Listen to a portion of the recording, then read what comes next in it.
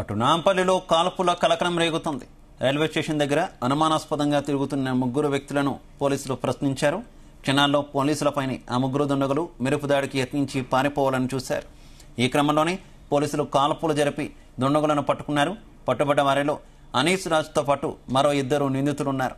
పోలీసుల కాల్పుల్లో ఒకరికి గాయాలవగా చికిత్స నిమిత్తం ఆసుపత్రికి తరలించారు.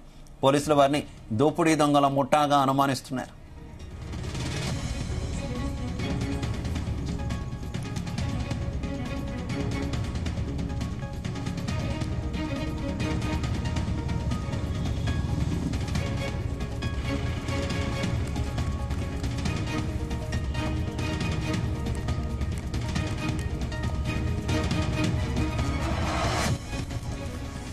నాంపల్లిలో కాల్పుల కలకలం రేగుతోంది.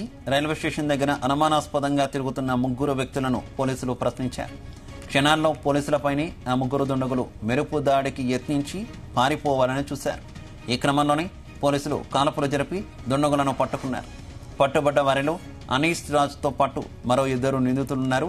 పోలీసుల కాల్పుల్లో ఒకరికి గాయాలవగా చికిత్స నిమిత్తం ఆసుపత్రికి తరలించారు. పోలీసులు వారిని దోపిడీ దొంగల ముఠాగా అనుమానిస్తున్నారు.